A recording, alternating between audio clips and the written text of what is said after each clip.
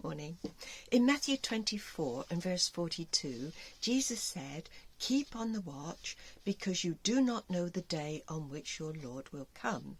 And in verse 44, "For this reason you must be ready, because the Son of Man will come at an hour you do not expect." So what are we on the watch for, and how do we keep on the watch? Well, first of all, we'll turn to Luke 21, where Jesus said, and here it's important that we have faith, a complete faith, that these prophecies will come true to the letter. We just want to know how they're going to come true. First of all, ones that we're very familiar with. Luke 21 and verse 10, there would be world wars, then there would be great earthquakes, which we've had in the last few weeks, several of them. It seems that what's happening is the ice is melting and it's taking the pressure off the volcanoes, causing earthquakes and chain reactions. Jesus knew that would happen. Anyway, he goes on. In various places there will be famines and pestilences, terrors and great signs from heaven. Now this is reinforced in Revelation chapter 6 with the 4 horsemen of the apocalypse. And we know that 3 of those horses were to do with war, famine and disease. And in Revelation chapter 6 and verse 8, it says that these were given authority over a quarter of the earth to kill with the sword, famine, pestilence, and by wild beasts of the earth. Now, has that happened? Well, in the First World War, we had 22 million people died. That's 22 million, and millions more were injured.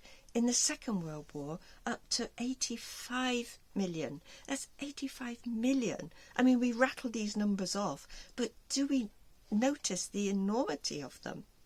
The Spanish flu killed up to 100 million people, with 500 million people affected. And we've had all sorts of pandemics lately. Now, you didn't really have to be in the watch to notice those.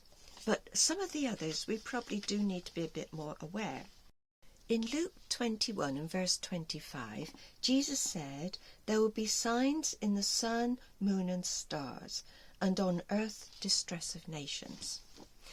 Now, I looked this up in the commentaries, and Benson's commentary says this: "There seem to be highly figurative expressions, signifying the decay of all the glory, excellence and prosperity of the nation, and the prevalence of universal sadness, misery and confusion."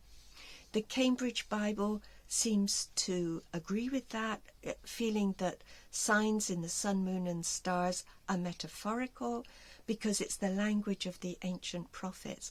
But they leave it open that there could be a literal fulfilment.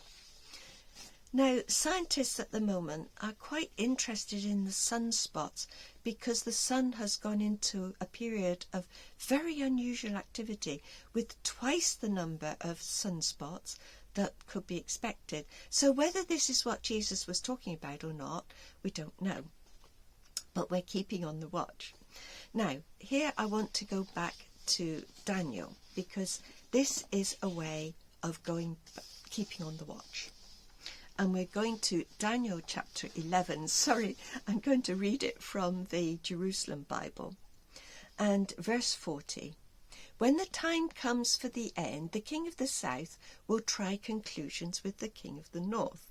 But it says that the king of the north will come storming down on him with chariots, cavalry, and a large fleet." Now, as I said, we have the faith that these prophecies will be fulfilled to the letter.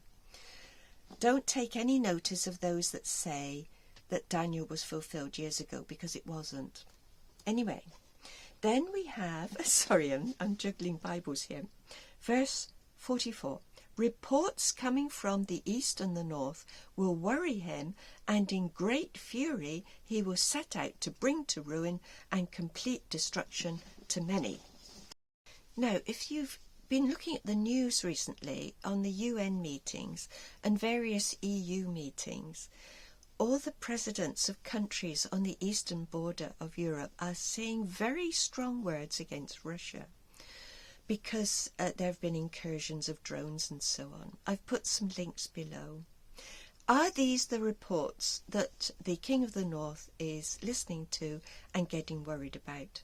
Because if it is, it says that he will pitch his tent in the royal headquarters between the sea and the mountains of the Holy Sepulchre. Yet he will come to his end and there will be no help for him. Keeping on the watch means that we know the prophecies are going to be fulfilled. We're not sure how, but we're watching the news, not all the time, just now and again, to see, are these prophecies being fulfilled in this way or some other way? We keep on the watch. Now, these things could be quite scary. So as we approach the end of the world, Jesus said we would need the strength to get through them. How do we do that? 1 Peter 4 verse 7 says, the end of all things is at hand. Be self-controlled and sober-minded for the sake of your prayers. Philippians 4 verse 6, the Lord is at hand. Do not be anxious about anything, but in everything by prayer and supplication with thanksgiving, let your requests be made known to God. Colossians 4 verse 2, continue steadfast in prayer, being watchful in it with thanksgiving. We need to keep close to our Father now, with prayer, with thanksgiving, with petitions now, so that we know where the refuge is when these difficult times come, and we will get through them with God's blessing. So God bless you all. You might like to have a look. My pussycat's fast asleep. I don't know if you can see him there. Take care. God bless.